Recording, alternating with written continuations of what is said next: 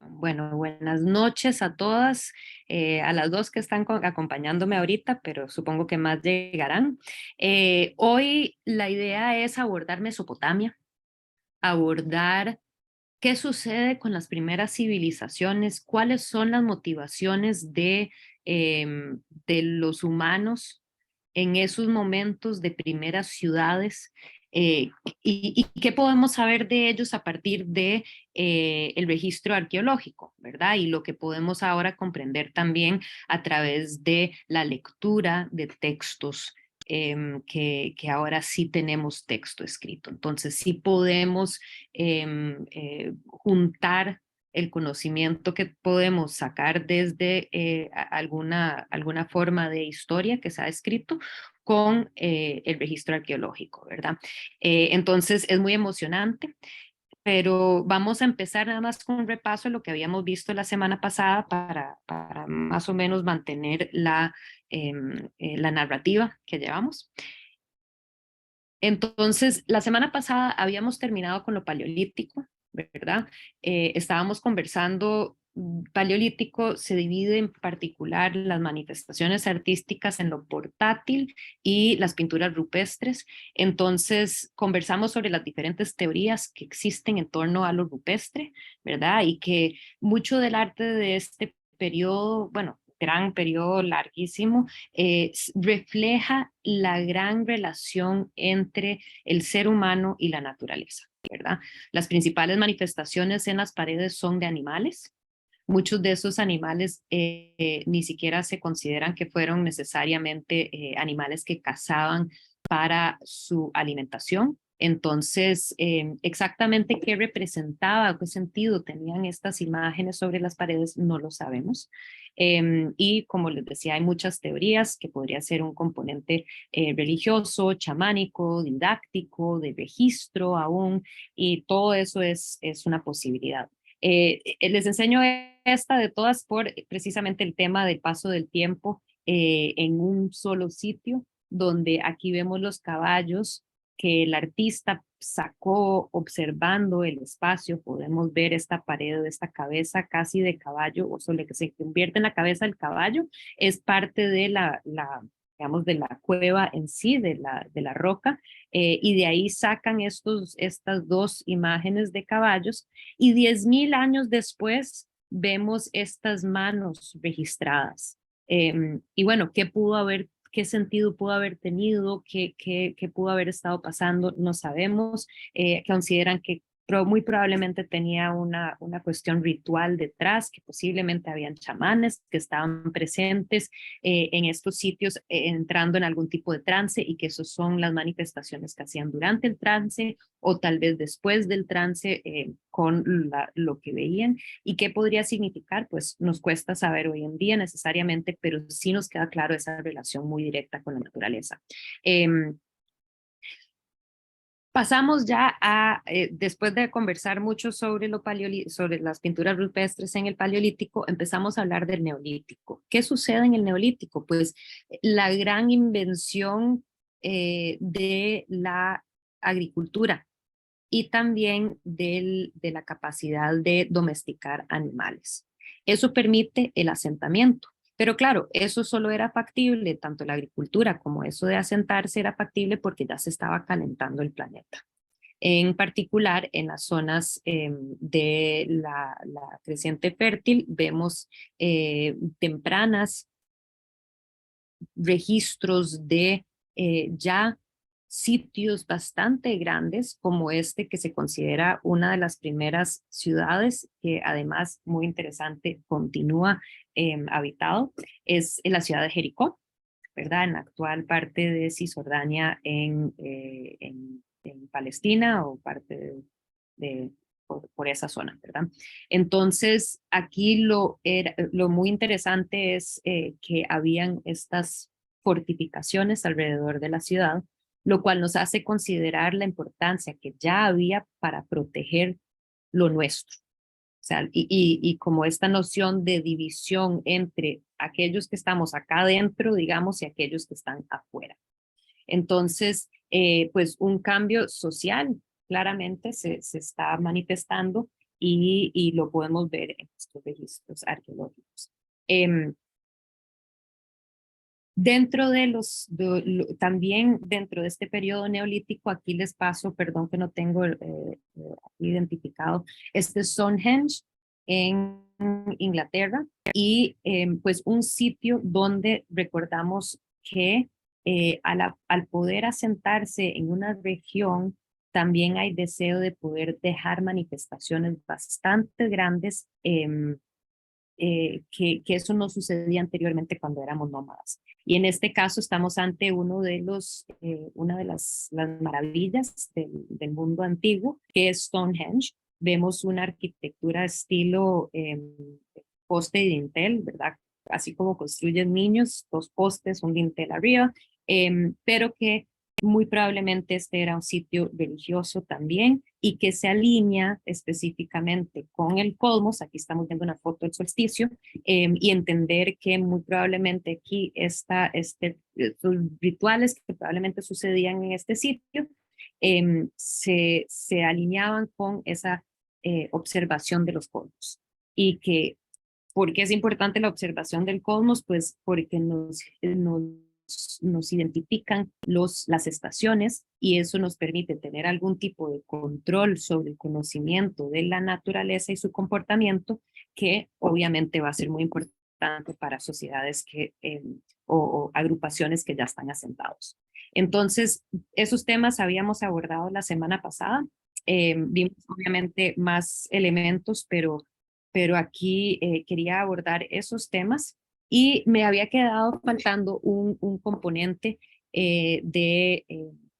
para considerar también cómo hay asentamientos, así tipo lo que vimos en Jericó, ya un poco más grandes, pero que en el Neolítico también vemos asentamientos mucho más pequeños, ¿verdad? Pero que esos pequeños asentamientos muy factible o muy probablemente iban a estos centros como a un Stonehenge, a un sitio en particular para tener sus rituales, momentos especiales, tal vez acuerdos entre comunidades, ¿verdad? Y entonces, antes de entrar ya en el periodo que se consideraría ya la edad de bronce, porque ya tenemos esa capacidad, ese dominio del metal, quería enseñarles este ejemplo que es fascinante, que me hace pensar mucho también en los hobbits, de esos libros. Entonces, este es la comunidad Scarabray, perdón que la femenina está en inglés, en donde todos estos montículos pues son hogares, ¿verdad? Y aquí podemos ver hoy en día cómo ellos literalmente construían por el frío, por el gran frío, construían básicamente dentro del mismo terreno, está integrado al mismo, al espacio mismo, al contexto mismo, seguro para mantener calor adentro. Este es el sitio en donde vemos que utilizan la piedra de la zona. No son magníficamente grandes, pero sí nos da a entender que ya hay una organización social, ¿verdad? Y que ya hay ciertas necesidades que se repiten entre las diferentes, digamos, probablemente familias dentro de una agrupación. Entonces, aquí podemos ver cómo se construye con estas piezas, estas piedras grandes, y me encantan estos estantes, ¿verdad? Cómo integran los estantes al diseño mismo, o sea, a la arquitectura misma. Aquí lo podemos ver más de cerca. Creo que esta es la última. Hoy en día el agua está muy cerca de este pueblito, pero originalmente cuando esto se construía no hubiera estado tan de cerca el agua, entonces hubiera sido como un sitio más protegido en contra de las aguas. Y lo que asumimos en este caso es que aquí había una fogata en el centro, y que todo como que regía alrededor de eso, del fuego, ¿verdad? Y del calor que puede dar. Muy factiblemente fueron camas, y aquí diferentes objetos hubieran sido colocados muy probablemente para cocinar, pero también objetos posiblemente rituales. Entonces, nada más como para poner esto a la par de, aunque no sé, esta no es cerca, Escocia no está cerca de Stonehenge, las La- Islas Orkneys están muy al norte, sí. Laura, ¿dónde estaría la entrada? ¿Dónde podría? ¿Por dónde entrar? O sea, se supone que ¿Por eso dónde? es como Sí, yo entrar. supondría que en este caso sería por acá. Creo que en nosotros podemos ver Ah, ya, ok, aquí, acá, sí, ves sí. como algunas sí representan la entrada. Ujú, ujú. Em, pero creo que también, si no me equivoco, podría estar, tenían también túneles que los conectaban, Ujú. diferentes habitaciones. Entonces también se supone que uno llega, ves que aquí se puede ver que hay como túnel. Sí. Entonces, no sé exactamente cómo es, pero estaban todos conectados entre sí. Em, lo que yo no sé, y no sé, perdón, no sé si yo supondría que tenían este hueco arriba para dejar salir el humo, ¿verdad? Ujú, ujú. Em, pero sí, y que también probablemente había como algún tipo de, parece que ellos representan que uno podía caminar por encima también, ¿verdad? Estas partes. Entonces no es completamente metido en la tierra, pero sí bastante integrado y después los techos agregados encima, ¿verdad? Pero ojo que en el neolítico, o sea, les había enseñado Jericó, que ya es como un paso antes de las civilizaciones y las ciudades grandes, pero que en general en el neolítico lo que estamos viendo son estas pequeñas, primero, estas pequeñas como agrupaciones que luego llegan a organizarse de tal manera como un Jericó y eventualmente lo que vamos a estar viendo hoy, que es la Mesopotamia. Otra pregunta, Laura, Claro, en relación con Jericó, supuestamente esa fecha coincidiría con los textos bíblicos, ¿o no? mucho, perdón, mucho antes. Ya lo Ajá. de hoy vamos a, ya lo de hoy ya vamos a estar viendo en qué momento, digamos, entra eso, pero es mucho después. Pongamos que es 9000 Ujú. Jericó, o por lo menos la fundación de Jericó, voy a devolverme un toque. Se supone que es más o menos por ahí de 9000 antes de la era común y los textos bíblicos se supone, aunque, o sea, cuesta mucho porque no hay perfecto registro histórico de, pero se supone que Abraham fue más o menos 1700, entonces, antes de la era común, ¿verdad? Entonces, es mucho después. Y Judea, donde fue y estableció Abraham, fue más o menos ahí, principios de la segunda del segundo siglo, milenio antes de la era común, ¿verdad? 1700 o tal vez como en esa parte. Entonces es mucho después. En este momento estaban más bien los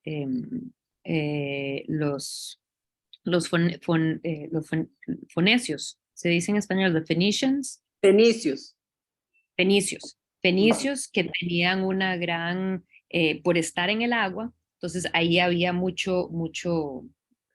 ellos eran comerciantes, entonces los fenicios habían estado ahí, eran pequeños, como una pequeña, y no entramos en eso dentro del curso, pero creo que acá podemos ver, o sea, la gran importancia que podía tener entre el comercio, tanto de lo que viene del Medio Oriente como con lo que estaba alrededor del Mediterráneo, ¿verdad? Que sabemos que hay registros ya de la época de bronce que veremos la semana, bueno, cuando entramos a lo de Grecia veremos las islas griegas y qué era lo que había por allá.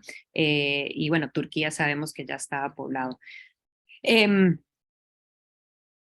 bueno, esta es una reconstrucción de cómo se considera que se veían. Aquí pueden ver que está iluminado, que estos son como los pasillos, ¿verdad? Entonces, muy probablemente eran pequeñitos y por ahí transitaban entre habitación y habitación.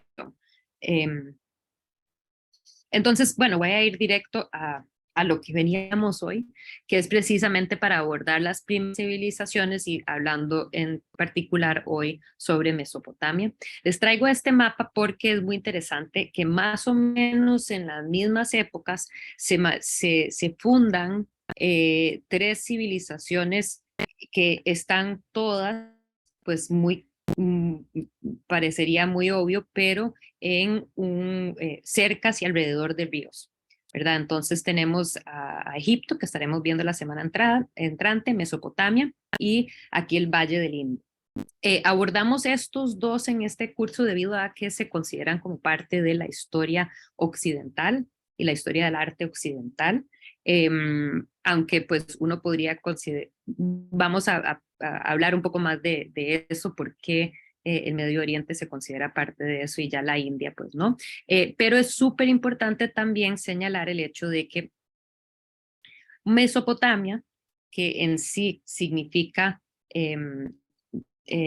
tierra entre dos ríos, o sea, Meso en Mesopotamia, de las palabras por ríos, porque está entre el Tigris y el Eufrates, y que no solo eso, sino que hay que pensar que claramente hay asentamientos, o sea, todos esos pueblitos que se formaban aparte de las ya grandes ciudades más grandes que van a estar dentro de estas zonas.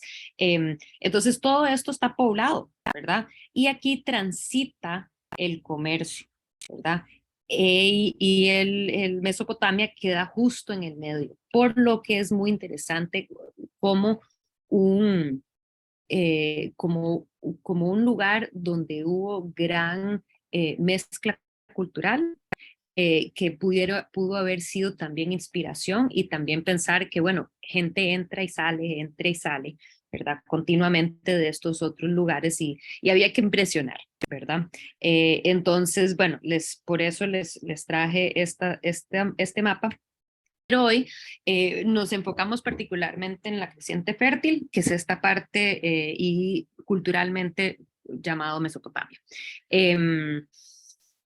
Fascinante que Mesopotamia tiene o sea, se da en los mismos momentos que Egipto. No hay que pensar que uno es antes que el otro, pero sí tiene muchas innovaciones, las primeras innovaciones que siguen siendo bastante relevantes para nosotros en nuestros tiempos, y se considera que está, bueno, si no es la primera, está entre las primeras formas de escritura, que es el cuneiforme. Ahí más tarde, como nos atrasamos un poquito, voy a mandarles pues un pequeño videíto sobre el cuneiforme para comprender más o menos cómo es que funcionaba. Pero también tenían otras invenciones que fueron, que en el registro arqueológico nuevamente son las primeras versiones de estas cosas que se han encontrado, ¿verdad? Entonces, la rueda en 3500, el uso de la rueda, por ende la carreta y el arado. Ahí eso es muy importante porque se va a distinguir Mesopotamia en particular por su fortaleza, o sea, que eran muy, muy exitosos en la agricultura, obviamente porque tenían una tierra muy fértil, porque estamos hablando no solo de un río, sino que dos. Los ríos se desbordan y lo que llevan es un agua que además es un agua bastante rica en pues materia orgánica y minerales, ¿verdad? Entonces permite que sea una tierra muy fértil, por ende creciente fértil, ¿verdad? Y entonces ellos se van a distinguir en estos momentos. O sea, las primeras civilizaciones, suponemos que ellos, y ahorita veremos el tema más de para qué estaban haciendo comercio, pero que comerciaban el exceso de comida que lograban producir, ¿verdad? Y entonces, bueno, eso es súper interesante. Precisamente para poder hacer comercio y para llevar registro de todo eso que se produce, pues era sumamente importante desarrollar la aritmética y contabilidad. Sabemos que en el Neolítico empezamos a ver como que el uso de fichas, pero ya aquí era un sistema mucho más sofisticado para llevar los registros. Perdón, irrigación debió de haber ido anteriormente. Tenían unos canales y todo un sistema de irrigación que permitía que pudieran irrigar sus plantaciones. Entonces también, bueno, aportar a lo de agricultura. Y también dentro de lo que se consideran como los primeros es una sistema de, sistema de leyes, que vamos a ver el código de Hammurabi, pero que pues muy probablemente desde mucho antes ya estaban abordando una manera de enfrentar la justicia dentro de una sociedad que va a ser compleja, ¿verdad? O sea, que pues, la sociedad, vamos a ver cómo se incrementan estas complejidades. Y bueno, de último, el torno cerámico, sabemos que también lo desarrollan allá en esa zona. Entonces, todas un montón son invenciones que permitió que floreciera una cultura, una civilización en esta región. ¿Preguntas, dudas, comentarios? hasta el momento? ¿Cómo estamos? ¿Todo bien? Dame un segundito. Ok, entonces, aquí, bueno, somos pocas y no sé si Lidiana puede participar o no, pero esto lo que estamos viendo es una reconstrucción, un dibujo de de una reconstrucción de la ciudad de Ur, que fue pues la segunda ciudad más importante de los sumerios. Los sumerios son los que consideramos que tenían la primera civilización en esta región, que es en la región, pues lo que hoy es Irak. Y hay que considerar todas las cosas que son necesarias, o sea, qué es la diferencia entre una ciudad como Jericó y ya una civilización. Entonces, les pregunto a ustedes, no sé si quisieran considerar algunas de las cosas que tal vez piensan que sea necesario para poder tener algo ya mucho más elaborado. La civilización, como para empezar, implica también que hayan, o sea, que no sea un único sitio, sino que hay múltiples ciudades que pertenecen a esa civilización, en este caso los sumerios, o sea, no es solo la ciudad específica de Uruk, que fue la primera ciudad que tenemos, o sea, el registro más temprano que tenemos es Uruk, y que de ahí emanaba el poder sobre toda la región. Y los sumerios estaban en su momento, perdón, más por esta parte al sur de Mesopotamia, ¿verdad? Entonces aquí pueden ver Sumer y esta es la región. Posterior a los sumerios vienen los acadios, luego vuelven los sumerios, luego se forman los babilónicos y bueno, y después de último son los asirios. Veremos ejemplos de todos estas manifestaciones culturales, digamos, de diferentes civilizaciones que se dominaba uno encima del otro, que se apoderaba y que tenía dentro de eso el pago de tributo, ¿verdad? Entonces, eso es importante cuando pensamos de civilización, el pago de tributo. Eh, pero, pero bueno, no sé si se les ha ocurrido algunas ideas sobre qué más surge, qué más sucede cuando tenés una civilización. De ¿Qué ahí, más es necesario? tenés que tener alguna estructura administrativa de poder, porque se empieza seguramente a ver los primeros pleitos entre vecinos o cuestiones de ese tipo y leyes o alguna cosa que regule de la vida de la ciudad como tal. Tanto leyes de tipo penal o sino de comercio y de otras cosas también, ¿verdad? Exacto. Entonces, algún sistema de funcionamiento social y que dentro de eso, pues también surge una jerarquía social, ¿verdad? Alguien tiene que ser el de encima que manda más, ¿verdad? Y que hay todo un sistema jerárquico que permite que se dé, ¿verdad? En este caso, en Mesopotamia sabemos que eran lo que se conoce como teocracias, en donde el líder es considerado no solo el rey, sino que también el mayor sacerdote y la manifestación de la divinidad en la tierra. ¿Verdad? Entonces es el supremo tanto a nivel administrativo político como a nivel religioso también.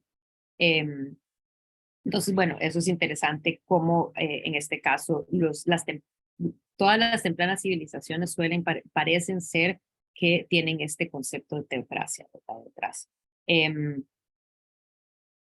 No sé si tienen alguna otra idea o si voy chorreando las ideas mías. Con la separación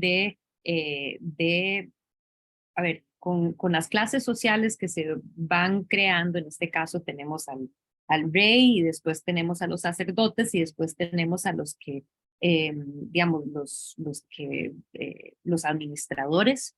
Luego están los trabajadores, artesanos, ¿verdad? Toda una serie de artesanos y personas que trabajan. Y sí sabemos que también había un sistema de esclavitud o pues trabajo forzado en estas sociedades. Entonces, pues ese parece haber sido el estatus social que se daba. Y eh, ¿eso qué implica? Bueno, tenemos a alguien que manda más que que, que emite las órdenes para erigir grandes trabajos. En este caso, ahorita vamos a ver esto que estamos viendo atrás, que es el Sigurat. Vamos a ver eso, y eso es un montón de trabajo, muchos años, muchas manos a la obra, y alguien tiene que tener ese poder de decirles, bueno, hagan, y luego todo un sistema administrativo que permitía que se concluyera ese trabajo.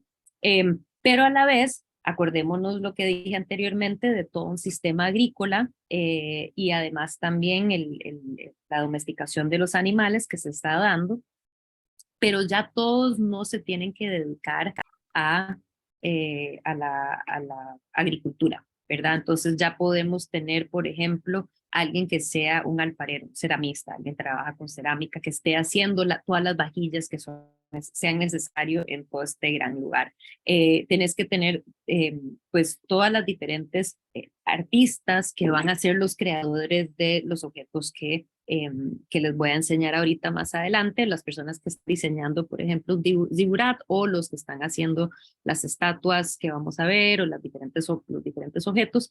Y lo fascinante de eso es que en una civilización, si ya el trabajo está repartido, entonces permite por fin que los artistas se puedan dedicar a especializarse, y por ende pueden ir muy rápidamente cambiando, elaborando nuevas técnicas para mejorar y para cada vez más poder lograr hacer objetos más tal vez sofisticados, podríamos decir, o lujosos, y pues que requieren una gran capacidad de dominio de estos materiales, ¿verdad? Y entonces eso para nosotros, o en el aspecto de este curso, es muy emocionante considerar que, bueno, ya hay tiempo para eso. Los humanos aquí en Mesopotamia le están dedicando tiempo a eso, como veremos. Eso nada más una foto que me encontré aquí preparando para el curso, que es una foto de Ur, de la ciudad de Ur, que es la que pues acabamos de ver, y algunos de el Sigurat es de allá. Esto es de la época, esto fue en el siglo XIX, la tarjeta postal, cuando se hizo muy popular las excavaciones de la región de Mesopotamia. ¿Por qué? Y que va de la mano del porqué, o la explicación del porqué dentro del arte, la historia del canon de la historia del arte occidental, por qué entra el Medio Oriente. Porque hubo, especialmente iniciado en el siglo XIX, una fascinación por ir a buscar los sitios bíblicos, ¿verdad? Y que aquí sí podemos ver la pregunta suya, Gisela, anteriormente, que aquí están excavando a nivel abrahámico, o sea, de la época de los principios del segundo milenio antes de la era común. Entonces, esto no es el más bajo de los niveles, se podría decir. Ahorita vamos a ver el Sigurat que lo predata unos 1000 años. Pero que es interesante considerar que el interés en encontrar estos sitios bíblicos hacía a lo europeo, porque pues las excavaciones eran lideradas por diferentes entidades europeas, los británicos eran los principales, por eso hay mucho en Inglaterra, pero que la conexión del cristianismo con la Biblia, ¿verdad? Con el Viejo Testamento, hizo sentir que, bueno, que hay una relación cultural definitiva con esta región. Y por ende, aunque estilísticamente podamos decir que en muchos sentidos no se asemeja necesariamente a lo que pues se va desarrollando en el arte occidental, sí hay una base que podríamos decir cultural muy fuerte, porque hasta la fecha las leyes siguen siendo muy importantes, ¿verdad? Y el comercio sigue siendo muy importante, y la aritmética y la contabilidad siguen siendo muy importantes. Entonces todos esos aspectos como que se convierten en algo que el europeo del siglo XIX siente que es parte suyo, ¿verdad? Y por ende, bueno, la historia del arte suele integrar esta región. Eh, me encanta enseñar esta tableta porque es una muy temprana, relativamente temprana, aunque tenemos registros de escritura desde 3500 antes de la era común, pero esta es una en donde podemos ver que lo que se está registrando es la asignación de cerveza. Entonces, por un lado sabemos que la cerveza, bueno, ya les había comentado que desde el Neolítico se fermentaba bebidas, ya sabemos que había cerveza y entonces interesante que el pago a las personas era a través de cerveza, en este caso, ¿verdad? Específicamente. Entonces, algo que es necesario comentar es precisamente el hecho que los primeros registros de escritura lo que pues documentan son registros contables de bienes, ¿verdad? No es, como puse ahí en la diapositiva, no es poesía, no es religión, ni siquiera son las leyes, sino que es pues registros de algo que eh, tiene que ver con el negocio, básicamente, ¿verdad? Y entonces, interesante nada más contemplar cómo se van desarrollando las cosas. O sea, si les comenté que en Neolítico ya habían fichas para intercambiar y ese concepto abstracto de pagar por las cosas o que yo tengo algo que representa cierto valor, ¿verdad? Eh, ya habíamos llegado a un sistema administrativo más complejo, había necesidad de mantener registros de eso y que después de eso, después de haber elaborado ese sistema, ya tenemos un sistema de escritura que nos sirve para cosas artísticas o con cosas jurídicas, ¿verdad? Entonces, aquí, pues, es interesante contemplar y pensar ese origen de la escritura. Este es el Sigurat Eur que les comentaba, no es el primer Sigurat, ni como les comentaba anteriormente, Uruk suele ser considerado la primera ciudad. Este se dio como unos 200 años después en la ciudad de Ur, ya como se cambia el punto del poder a esta ciudad y esta es donde se considera que de donde es Abraham. Nuevamente, esto lo que estaríamos viendo es en la reconstrucción. Esto de acá atrás es básicamente lo que vemos acá. Es uno de los sigurats que está mejor. No les enseñé el de Uruk, que es el templo llamado el Templo Blanco, porque no está en muy bien estado. Entonces cuesta entender cómo eso estaba en el centro y la importancia de eso. Pero algo que es súper interesante es contemplar cómo ya para esta época hay una masa de mano de obra disponible para poder completar una obra de este tamaño, de este nivel, y que además conllevaba muchísimo trabajo debido a que allá en Mesopotamia no hay piedra. Entonces, el material principal de construcción es ladrillo. Ladrillos de tierras que fueron cocinadas, ¿verdad? Y entonces, había que hacer todo ese proceso, o sea, la extracción del material, hacerlos en ladrillos, la cocción de los ladrillos y después ya la construcción en sí, ¿verdad? Y entonces, en sí, un trabajo de enorme escala y que encima lo que están viendo es completamente sólido, ¿verdad? Es como si construyeron una montaña, digamos, grande, un gran super mega pedestal para lo que iría arriba, que era el templo, ¿verdad? Entonces, encima se supone que estaba el templo y ese hubiera sido, pues no sabemos si la residencia, pero desde dónde emanaba todo el poder, tanto religioso, pero como el rey es el sacerdote principal, entonces también el político. O sea, encima de este sitio está todo el poder ubicado.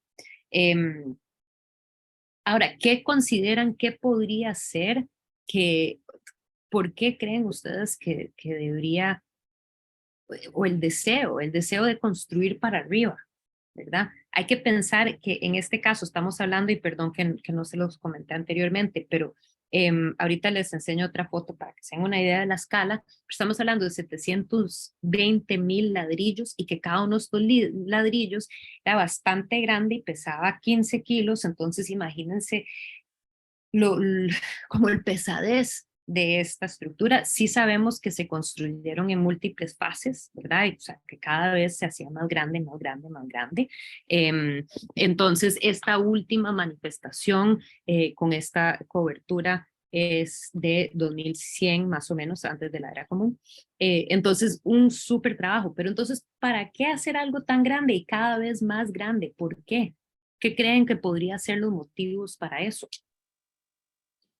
De demostrar la cercanía del que está ahí arriba con Dios, supuestamente, con el Dios que fuera. O sea, primero acercarse al cielo, como si el cielo, bueno, ahí está Dios, supuestamente. Y además de eso, decir, ok, yo estoy aquí encima de todos ustedes. O sea, me da la sensación inclusive como de Chichén Itzá, o sea, una cuestión así, tipo pirámide y donde tienen esos escalones y me imagino que en alguna medida debía haber cosas relacionadas con el sol, o sea, eso se me ocurre, ¿no?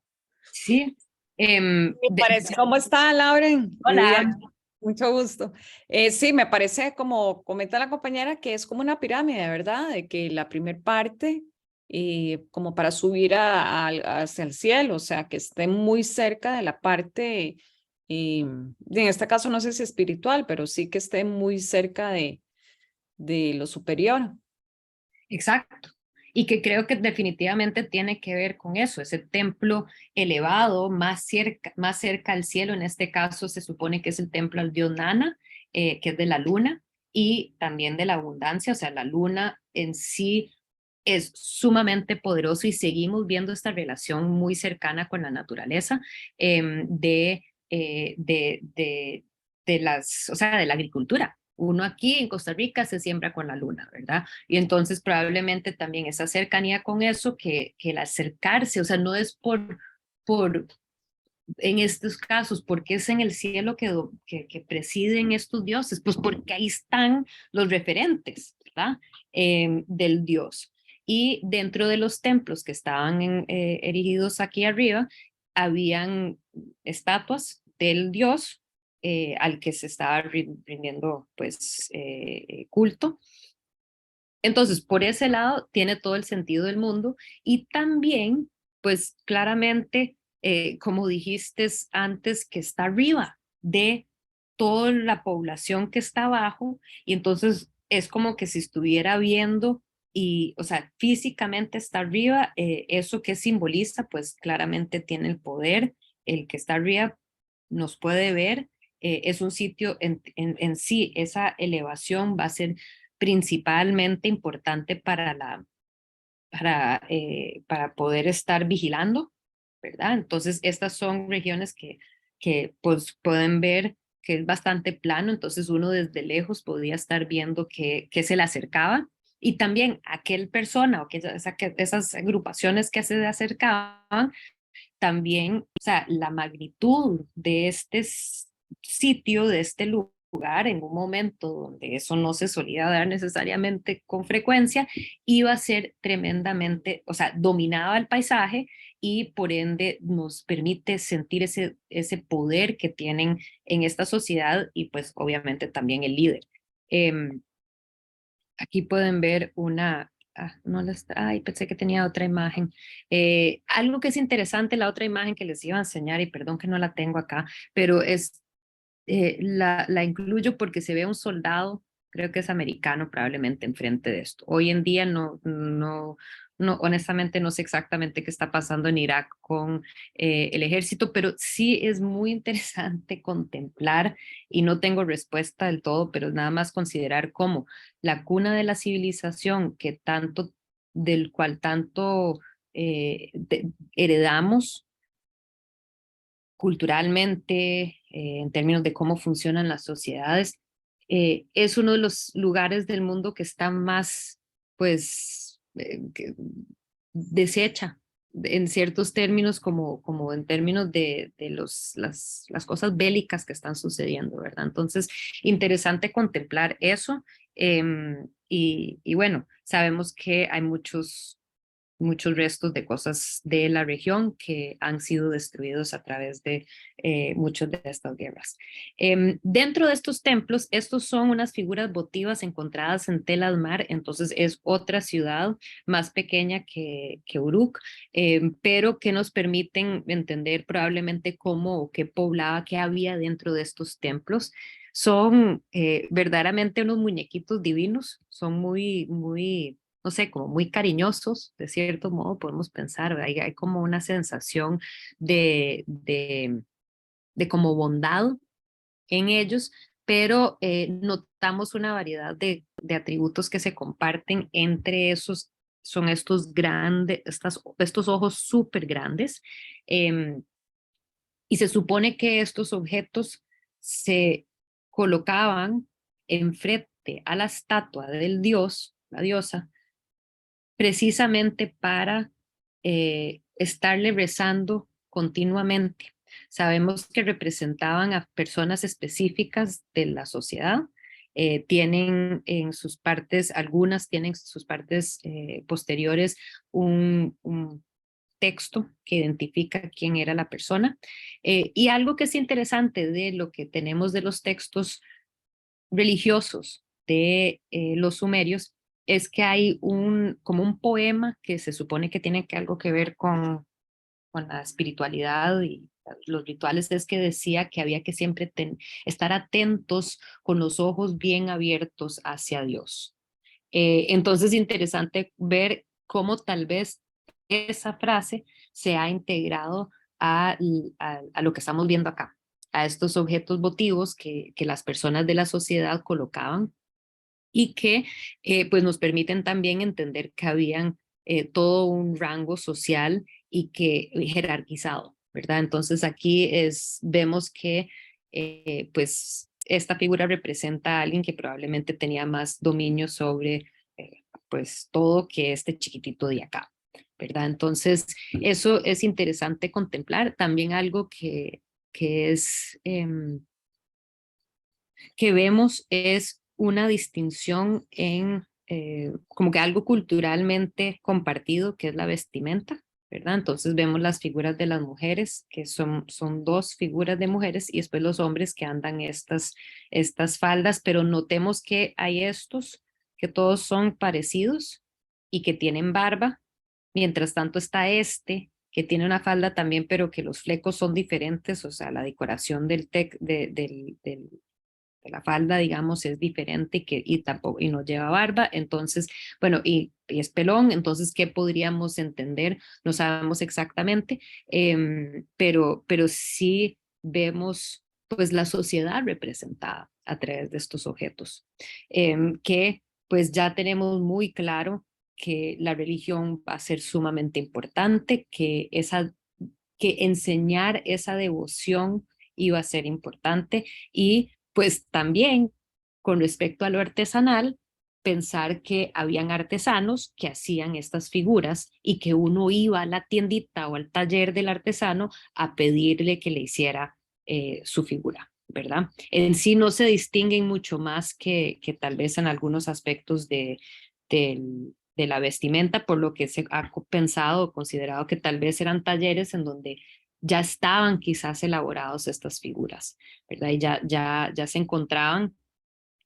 y que después solo les agregaban cierto elemento para distinguirlo uno del otro, ¿verdad? Pero nuevamente pensar en esta existencia de artesanos y talleres de artesanos o personas que se dedican a eso y que por ende al dedicarse a esto no se tienen que dedicar a la agricultura o a la búsqueda de comida y que eso en sí también habla de lo bien organizado que estaba la sociedad o esta civilización, empezando con los sumerios, porque entre las cosas que sabemos es que todo el mundo comía, ¿verdad? Entonces, pues dentro de la jerarquía social, supondría yo que uno no podría salirse de donde era, pero en ese sentido, definitivamente una sociedad en donde yo me puedo dedicar a crear estos objetos porque alguien más está encargado de pues crear la comida, ¿verdad? Sabemos que eran sumamente importantes las firmas de las personas, ay, perdón, por lo que se han encontrado estos sellos, que ojo lo pequeños que son, estamos hablando este sellito, esta cosita, que es apenas de 2 centímetros de altura y que eran huecas, era como un dije, digamos, que se supone que los usaban casi como collares o lo andaban puesto, entonces pues uno lo podía andar y luego firmar documentos que pues los documentos eran en tabletas de arcilla. Entonces aquí podemos ver, esto es pues una impresión moderna de este sello, ay Dios, perdón, de este sello que estamos viendo acá. Aquí los sellos en algunos, no todos, tienen algo que, o sea, establece algo sobre la persona quién era, pero lo que ha fascinado tanto a los arqueólogos de estos objetos es el gran dominio técnico, ¿verdad? Estamos hablando de una cosita así chiquitita, o sea, que son 2 centímetros, y poderle dar este nivel de detalle que integra en este caso una imagen de, pues, algo que es parecido a lo que habíamos visto en Turquía, estos tronos que tienen estos componentes de animales, en este caso son toros con cabeza humana acá abajo, sobre el cual se sienta esta figura, y este se considera un orador real. Entonces, este es el dios y este es el que le está rezando, ¿verdad? Entonces, muy posiblemente este era el sello de esta figura, ¿verdad? Que es el que le está rezando aquí al Dios.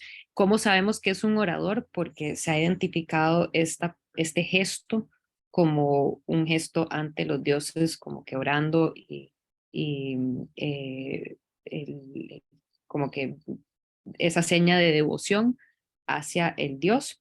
Y pues es interesante ver cómo este Dios también vamos a ver elementos en otros objetos más adelante de estos que parecen ser como casi como si fueran 2 cachos que le salen de la cabeza, pero que se considera como algún tipo de como corona que representa la divinidad, debido a que se contempla que posiblemente son casi representaciones de llamas de fuego y que para pasarlo, de cierto modo, a nuestra concepción más actualizada, o sea, como actual, es pensar como el equivalente de una aureola detrás de Cristo o detrás de santos, que se les pinta la aureola detrás de la cabeza y ya eso entendemos que significa que es una figura santa, ¿verdad? O divina.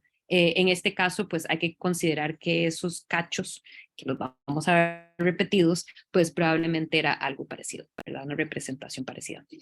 Entonces, también, o sea, el nivel de detalle ha fascinado mucho a los estudiosos de estos objetos, pero también, pues, permiten adentrarse por la gran cantidad que se han hallado, se han encontrado un montón, por lo tamaño, por lo pequeños que son, pues se han conservado, preservado muy bien a través del tiempo, entonces hay muchos de ellos y la colección de todas han permitido entrar un poco más en pues como que en ese mundo, ¿verdad? Hay escenas, diferentes tipos de escenas que se llevan a cabo en estos sellos de las personas y nos dejan comprender de cierto modo algunos aspectos de sus creencias y de la vida cotidiana que se lleva a cabo. En este caso, pues, esta presencia de como algún tipo de orador o sacerdote frente al Dios y cómo eso se manifestaba, pero habían algunas otras que no son necesariamente tan inspiradas en lo religioso. ¿Preguntas, dudas? Ese sello entonces era personal, se utilizaba Personal. para hacer valer algún documento o algo, o era o Exacto. se llevaba para, digamos, en este caso, de oradores, de un grupo de oradores, todo el mismo, o era personal. Era personal, se supone que era personal y que, perdón que no tengo una foto, pero imagínense que esto es como un cilindro hueco Ajá. dentro y que se ponía como en algún tipo de mecate o alguna tira qué sé yo, de una tira de cuero o algo así, que se supone que lo andaban puesto. Entonces, que uno andaba con su sello, y era el de uno, y cuando se necesitaba firmar algún documento, se lo quitaba y podía hacer o sea, sellar. Ok, Entonces, perfecto. sí, y por eso es que habían tantas, ¿verdad? Porque yo supondría que, bueno, la gran cantidad de gente común no tenían sus sellos, pero sí ya los pues, puestos más elevados que tenían necesidad de firmar cosas. Porque también hay que pensar la importancia del comercio, como les dije anteriormente, ellos, y que lo vamos a poder ver en la siguiente imagen. Este es un conocido como el estandarte de Ur, pero no sabemos si era estandarte o no, pero así fue conocido. Que está elaborado, primero lo que les quería señalar antes de ya abordar el contenido en sí, es que es un objeto elaborado con concha, piedra caliza roja y lápiz lazuli. Materiales que no necesariamente se encuentran en el sitio, o sea, se encuentran muy lejos del sitio y que asumimos que pues qué era lo que qué era lo que comerciaban los sumerios, era la comida, ¿verdad? La agricultura, todo lo que ellos producían. Entonces, me devuelvo un toque nada más para ver el mapa, perdón por brincar tanto, pero aquí se supone que la piedra astral roja venía el lápiz lazuli viene de Afganistán, ¿verdad? Más por acá, y la piedra roja de la India o la zona de Pakistán, o sea, porque lo que es el Valle del Indo es lo que hoy en día es Pakistán, y que las conchas venían de pues, del entorno del Golfo, se supone, ¿verdad? Entonces, que para poder elaborar este objeto, se requería poder hacer ese trueque, ¿verdad? El intercambio de bienes para materiales que ellos no tienen, sobre los cuales o sea, no cuentan con estos objetos, estos materiales básicos para crear eso. Entonces, ojo la importancia que se le daba eh, a estos objetos de lujo. No sabemos qué era. Este objeto estaba, toda la parte de la madera, cuando se encontró, estaba deteriorado por completo. Entonces, son los materiales, o sea, esto es lo original, lo que estamos viendo, la piedra aquí, utilizada la concha, la piedra, o sea, el lápiz, la piedra caliza roja, todos estos componentes lo reconstruyeron y así asumen que posiblemente fue, pero no sabemos porque tal vez lo armaron tal vez mal, porque sí estaba como todo caído cuando lo encontraron, porque la caja, y por eso les traje esta foto, la caja en sí estaba destruida, todos como que todo se había colapsado. Es la persona que lo había hallado en el sitio arqueológico era el que consideró que probablemente tenía algo que ver con la guerra y que posiblemente era como un estandarte que se ponían como algún poste que podían ser andado, digamos que se podía hacer como una procesión con este objeto, pero verdaderamente no se sabe y más bien los arqueólogos piensan que más probablemente es la base de algún instrumento, como la caja de resonancia, pero otros piensan que tal vez era una caja que contenía algún tipo de bien adentro, porque esto fue hallado en uno de los sitios funerarios. Entonces, dentro de lo que sabemos de esta sociedad jerárquica, es que hay estos sitios funerarios de lo que se llama, o sea, lo que se contempla como la realeza, o sea, claramente unas figuras, las personas de la élite, hay estas tumbas que se han hallado y que muy interesantemente las tumbas están repletas de diferentes objetos y también de personas. En algunos casos habían hasta 78, depende de cómo lo veas, víctimas que se enterraron con la figura real, ¿verdad? No sabemos exactamente cuál era la estructura y cómo calificarla, pero se piensan como tumbas reales y que dentro de estas tumbas estaban las personas, la persona como especial, que estaba más distinguido. En este caso, este objeto se encontró sobre el hombro izquierdo de la persona pues enterrada. Y bueno, no sabemos exactamente, podría haber contenido algo más o algún otro aspecto. Lo que hace fascinante además pues pensándolo como este registro material de ese intercambio que se estaba dando, que podemos registrar del intercambio de materiales, es el contenido que se le ha pues interpretado a esta caja, que de un lado está lo que se considera el panel de guerra y por el otro lado el panel de paz.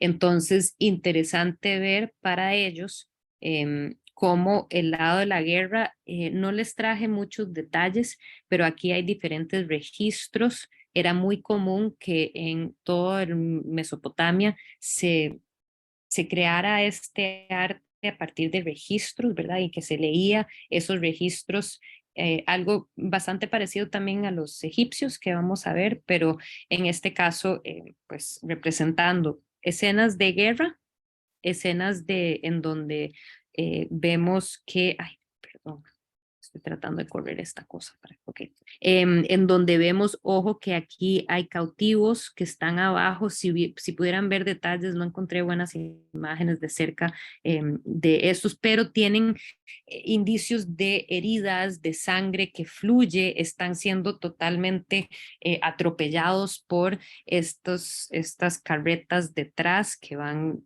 pues llevados por estos caballos. Este registro, el del medio, representa soldados que van bastante organizados además, ¿verdad? O sea, todos son muy parejos, es algo muy parejo. Y de este lado están los captivos, entonces, pues los captivos de la guerra. Y igual lo que vemos arriba es una figura más grande que todos los demás. En ambos lados vamos a ver cómo él además sobrepasa el borde del diseño en sí, casi como si fuera eso integrado a este concepto de que es más que los demás. Y aquí le están llevando los prisioneros, o sea, los soldados están de este lado llevando los prisioneros que iban a ser esclavos, ¿verdad? Esclavos para él. Por lo menos así se interpreta este lado de la caja, de este estandarte. Y este se considera el panel de la paz, en donde vemos abajo escenas de probablemente, o sea, probablemente relacionados con la cosecha agrícola, ¿verdad? Los animales domesticados que se usan también se ven en esta escala. Entonces, este es como, llevan estas fardas de lo que a mí me parece trigo, pero bueno, puede ser uno solamente que considera esas cosas, pero ese trabajo que se lleva a cabo agrícola de la comida y aquí arriba ya vemos un carnero, ¿verdad? Y diferentes animales, toro, que van en esta procesión, digamos. Y aquí arriba nuevamente vemos el tipo manda más, que ojo nuevamente que sobrepasa el borde y que luego hay estas figuras sentadas, todas con estas como copas o vasos, llevando estos vasos, que se supone que esos vasos también están enterrados ahí con ellos. Atrás vemos unas figuras que son músicos, entonces tocando un tipo de lira, se considera que posiblemente estará cantante, y dos otros servidores acá y uno acá detrás. Entonces vemos una escala social de 3 tamaños. Está este que es el principal, estos que son, como se podría decir, el cortejo o la élite, y estos que son los sirvientes, ¿verdad? Entonces en una misma escena estamos viendo esas escalas sociales.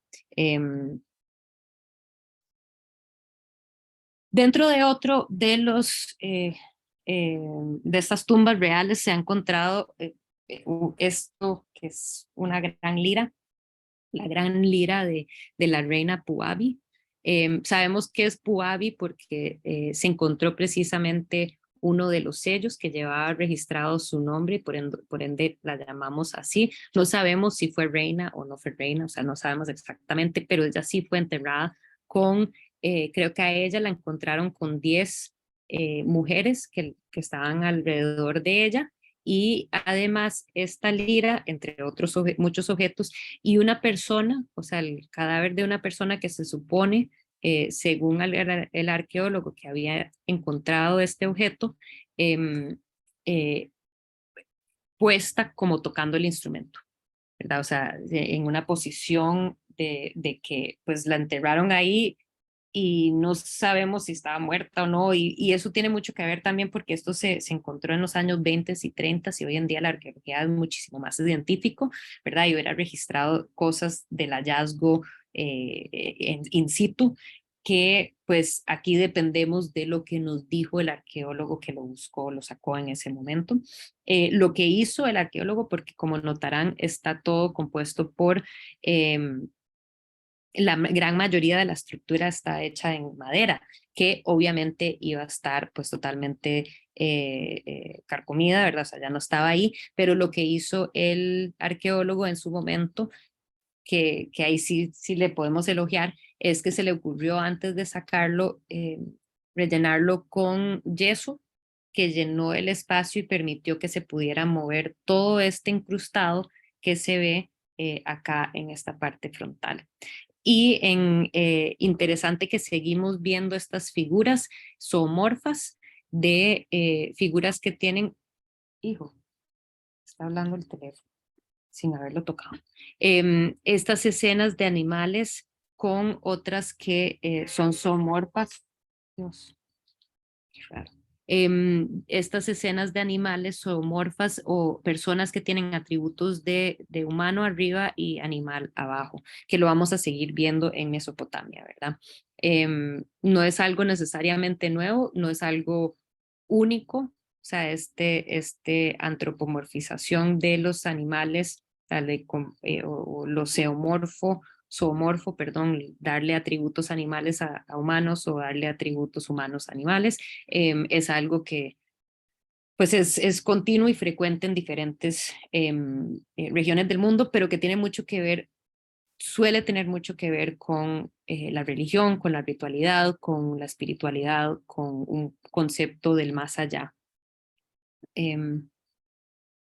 Como esta figurita que es y la traigo porque es bella y también la traigo por lo fascinante que es su procedencia más reciente. Este es un objeto chiquitito, noten que estamos hablando de 8 centímetros de alto, y es de esta misma región, pero un poco antecede un poco, pero la traigo específicamente nuevamente para hablar sobre estos zoomorfos, ¿verdad? O sea, estos atributos que se continúan dando, que los vimos en la primera escultura que vimos de la clase, del hombre león, hecha a partir de hueso, y en este caso, o marfil, perdón, y en este caso igual una figura de un hombre león, o bueno, ha habido algunas arqueólogas que han dicho que más bien creen que es una leona, porque es por las curvas del cuerpo en la parte inferior de esta figura.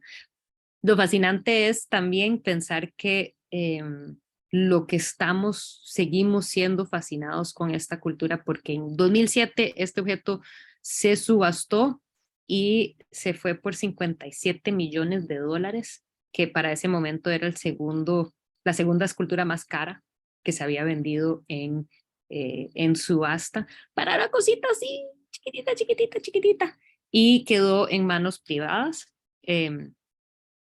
Pero súper interesante porque los que lo iban a subastar, creo que fue en Christie's, pensaban que lo máximo que o sea, que iba a ir era como unos $14 millones, y pues muy interesante ver que cómo en la actualidad seguimos fascinados con esta región, ¿verdad? Y esta, esta, estas muy tempranas culturas que nos indican muchísimo sobre nosotros. ¿Qué pasa?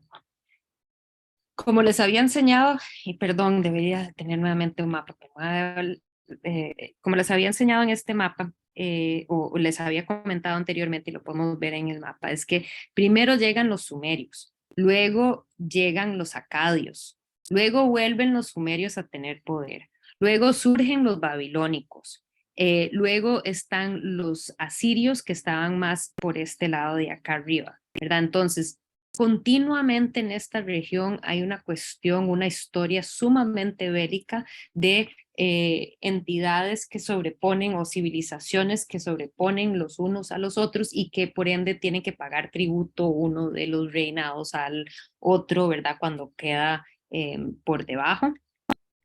Habían dos idiomas principales, el sumerio y después el acadio. Aquí estamos viendo un objeto conocido como pues simplemente cabeza de bronce de un rey de Nínive, una de las primeras ciudades de los acadios, pero pues se supone que muy posiblemente representa a Sargón, que fue el que llegó a dominar entre los acadios y a dominar a Sumer en su momento, a los sumerios en su momento. Entonces, a ver, es un objeto hecho en bronce y ya podemos ver el gran nivel de detalle que se logra en lo que es la fundación de metal y poder trabajar y crear estos objetos que además había gran interés también en el retrato, ¿verdad? Y entonces vemos algunos atributos físicos parecidos a lo que habíamos visto en estas figuras con este más grande, quizás no lo podemos ver muy bien aquí, pero tienen una ceja, como una única ceja que se une y tienen la barba, ¿verdad? Pues que es bastante, que los representa, o sea, que es bastante claramente el hecho que los representan llega a darnos a entender la importancia de la barba misma, ¿verdad? Y vemos esos atributos físicos presentes acá. Muy posiblemente tenía los ojos rellenos originalmente con cocha o con algún tipo de piedra que le diera como que sobresaliera ese atributo. Y pues todos los colochos de esta barba, ojo que también tiene como esta cuestión tripartita casi, de diferentes como secciones de la barba que se trabajan y todos tienen este elemento de este trabajo, este delineado muy preciso, que entonces está entre un aspecto bastante, o sea, buscando esa naturalidad, pero por otro lado, bastante también eh, sintético en que, por ejemplo, esta ceja es eh, es como muy dibujado, ¿verdad? No está integrado como dentro de los volúmenes específicamente, mientras que vemos unos volúmenes muy realistas para los labios. Entonces, vemos que hay interés en ambos elementos, ¿verdad? Se supone que Sargon, bueno, un punto que es importante señalar sobre estas dos culturas originarias, digamos, de la región, es que los sumerios se supone que pues inventaron lo que es la escritura en el cuneiforme y los acadios adoptan el cuneiforme, pero el idioma acadio es el que se va a mantener fijo. El sumerio eventualmente desaparece y el acadio pues se considera la base de todos los idiomas semíticas, ¿verdad? El árabe, el hebreo, se relaciona muchísimo con esos idiomas. Entonces, interesante ver cómo pues ambos están muy presentes en el futuro, tanto el aspecto del cuneiforme de la escritura, pero cómo domina el acadio como idioma. Esta es la estela de Naram Sin, que era el nieto, perdón, de Sargón, que logra ampliar aún más el imperio. Muchas veces se considera que los acadios era el primer imperio, esa primera entidad en ir a buscar a dominar otra gente, ¿verdad? Y esta estela, una estela es pues un relieve, una piedra grande, suele ser hechas en piedras que se hubieran erigido en un espacio público para que la gente las viera y representa ese dominio sobre o una escena de conquista, ¿verdad? Una escena de, sabemos que claramente la guerra estaba muy presente, lo vimos en el estandarte de Ur. En este caso también queda registrado ese dominio sobre otro pueblo. Y dentro de los detalles, y no sé qué tan bien pueden ver la proyección, pero vemos pues claramente una figura mucho más grande. Esto es lo que se llama, pues lo hemos estado viendo, una escala hierática, ¿verdad? Donde entendemos el predominio, la importancia de una de las figuras por encima de los otros debido al tamaño. Y si vemos el detalle más de cerca, espero que aquí puedan comprender un poquito mejor la imagen, vemos a esta figura, a estos que han sido pues dominados, o sea, como que le metió No se la ve como un sacrificio eso. exacto, como algún tipo de sacrificio. Estos definitivamente son algún tipo de víctimas. Este se supone que está haciendo como un llamado al cielo. Estos soles se suponen que son como unas figuras de dioses que posiblemente eran pues originalmente tres y que tal vez eran como el campo celestial y que él está orando a ellos. Pero porque pensamos que es, pues además de que lleva toda una inscripción sobre el dominio de Naram Sin sobre esta población que dominó, esta conquista que hizo, también es muy importante todo el componente de los soldados que lo siguen y que visualmente son muy parecidos, o sea, están en su gesto, en su porte, están muy parecidos al mismo rey, ¿verdad? Entonces, ojo y que hay mucha disciplina, o sea, representa mucha disciplina. Aquí tenemos este que está como sacrificado, como dijiste, y está este otro que se está cayendo y no sé si lo logran ver bien, pero luego está este otro que va literalmente para abajo, como totalmente vertical, que estas son las piernas, no sé si logran ver aquí estas piernas. Voy a devolverme un toque, entonces esta es esa figura de acá. Entonces estos como que Narancín llegó a dominar y los botó por el guindo. ¿Y cómo es que logra Narancín llegar arriba, a la cima? Pues precisamente porque tenía todo este gran ejército detrás. O sea, él es el más importante, sabemos que él tiene esta relación a la divinidad, ojo este casco, pero que el casco tiene esos cuernos que les había señalado anteriormente, entonces casi que dándose ese mismo elemento divino. Y que logra esta conquista a partir del orden, a partir de lo militar.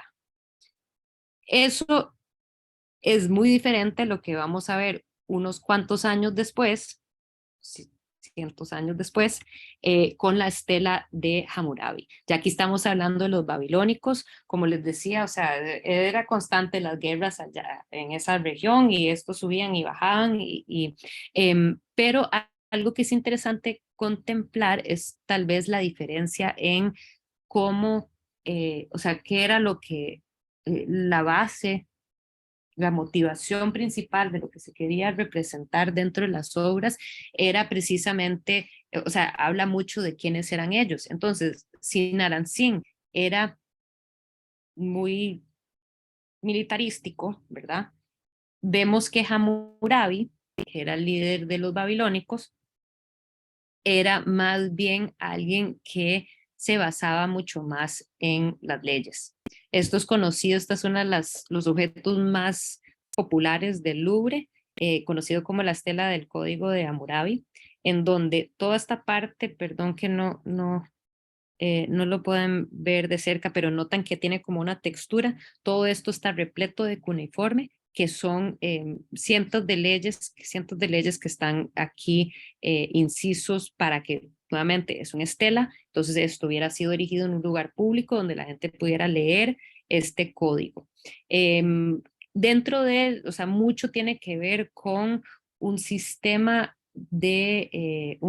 jurídico que bueno, hasta la fecha usamos mucho el dicho, por lo menos ojo por ojo, diente por diente. Entre las leyes que ahí aparecen dice que, por ejemplo, si alguien te construye una casa y luego esa casa cae y aplasta al dueño, se manda a matar al constructor. Y pues muchas de las leyes son cuestiones que tienen que ver con la agricultura, que tienen que ver con el comercio, que tienen que ver con cosas de la familia también. Y se contempla que, bueno, claramente, o los literatos y los estudiosos de esta época comentan que no, claramente no son las primeras leyes, no es que Hammurabi se inventó toda esta serie de leyes, sino que él era el primero en juntarlos todos, ¿verdad? Entonces se convierte casi como un tema de como algún tipo de constitución política de Estado, esta concepción de que, bueno, agarremos todo junto y tengámoslos todo junto para establecer una base sólida y fundamental sobre la cual pues construir nuestra sociedad. Me interesa ver más de cerca la imagen que está arriba, que aquí vemos la representación, perdón que tengo un montón de bichitos aquí volando, la representación de el rey Hammurabi ante el dios Shamash. Que aquí, pues Shamash es la palabra en acadio, pero que se asemeja muchísimo a los idiomas semíticos, como por ejemplo Shemesh, hoy en día es sol en hebreo, y que vemos esta figura de un dios o sea, en un trono con estas llamas de fuego y con ese, eh, eh, como una corona que son esos mismos como cachos que habíamos visto anteriormente, que entonces pues vemos esa referencia a la divinidad muy claramente registrado, y vemos a Hammurabi con un casco que era muy común de ver hasta que los podíamos ver. Ves que este tenía el casco pero con estos cachos. Aquí vemos algún tipo de casco como muy cercano, sentado muy cerca a la cabeza, y lo vimos también en esta figura de acá. Entonces ese casco tal vez tiene como un significado bastante fuerte en términos de de la procedencia, digamos, de esta figura. ¿Y alguien se acuerda cuál es el gesto que tiene Hammurabi a mano izquierda?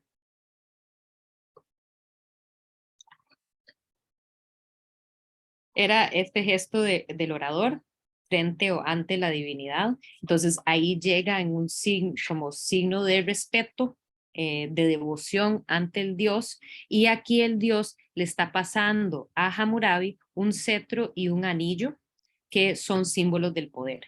Entonces es casi como decir, Hammurabi está diciendo que yo he recibido el mando sobre Babilonia a partir de esta entrega del Dios, y que además este Dios me ha iluminado, se podría decir, para crear este código, ¿verdad? Y entonces es interesante pensar esta diferencia entre ver cómo la representación visual y lo que se escoge representar puede hablar fuertemente de una cultura o de una sociedad.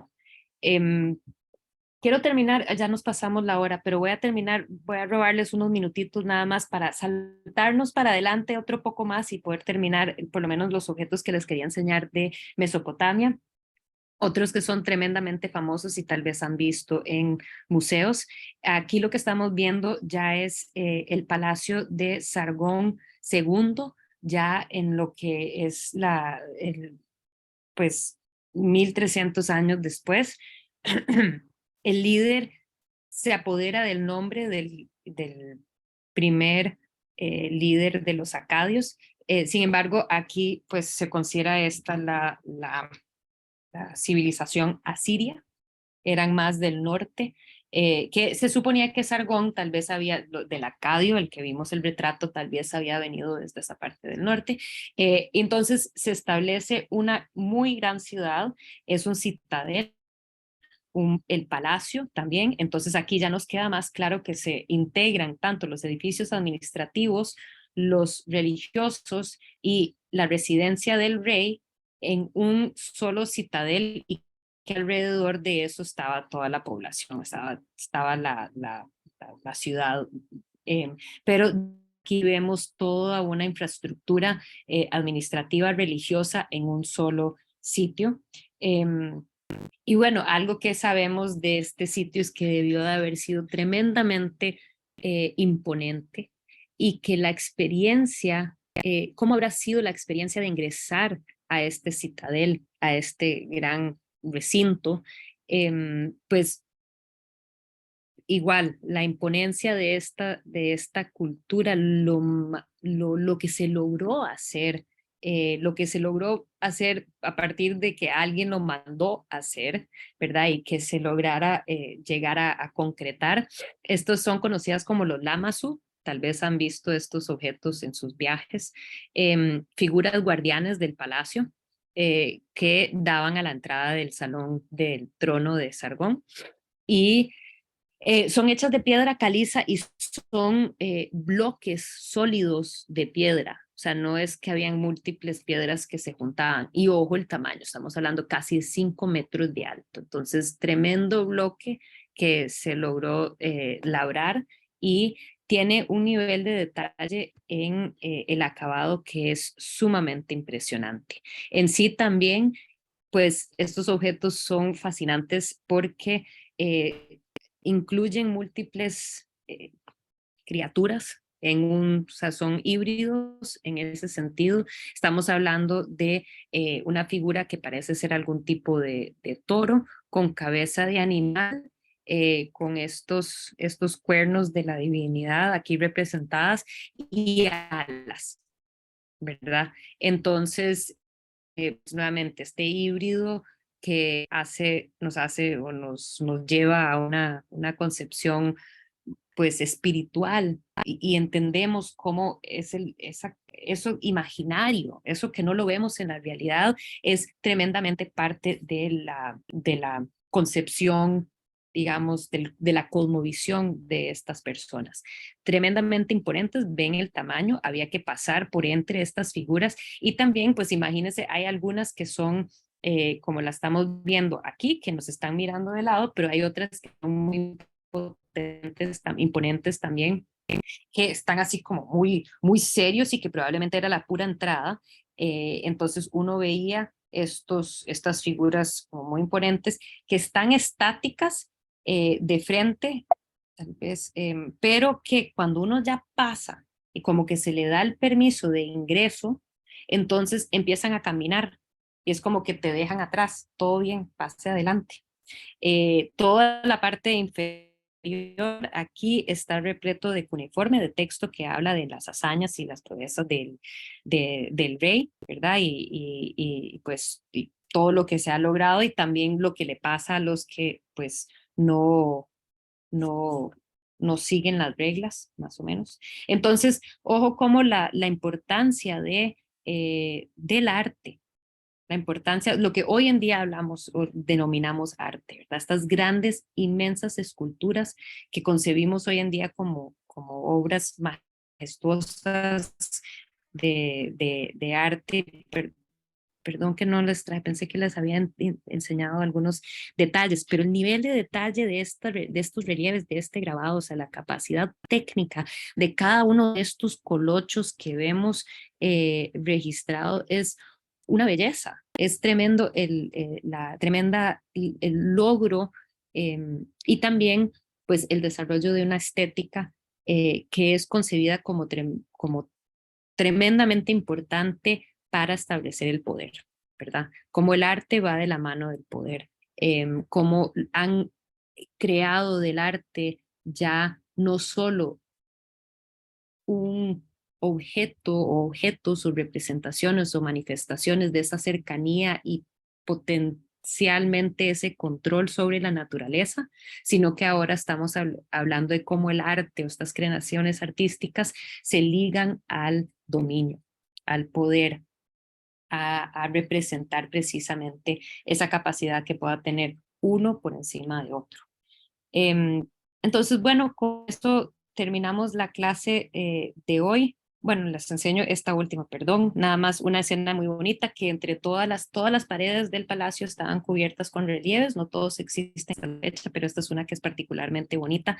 Este es Ashurbanipal, que era como el tataranieto de Sargón, y aquí lo vemos sentado en un jardín en donde ha dejado de lado sus implementos de guerra, ¿verdad? Sus lanzas y sus flechas y esas cosas, y está tomando una bebida con la reina en su jardín. Aquí les están abanicando a ellas, ¿verdad? Y bueno, un jardín que parece ser bastante exótico, lleno de plantas y un espacio muy bonito, ¿verdad? Entonces también como que lo vemos muy frío, muy seco en el sentido cuando simplemente se ven estos objetos que son como muy bélicos o muy de poder, pero por otro lado, pues tenemos algunos registros de esta belleza que también circundaba y la belleza y el lujo que circundaban las vidas de, por lo menos, de los líderes en este momento. Así que muchísimas gracias. Ya la semana entrante empezaremos con Egipto. Repasaremos un poco lo que vimos y veremos Egipto para cerrar con el primer ciclo pues, de la serie de clases. Y espero que les esté gustando hasta el momento. Voy a dejar de grabar, ver si alguien tiene alguna pregunta.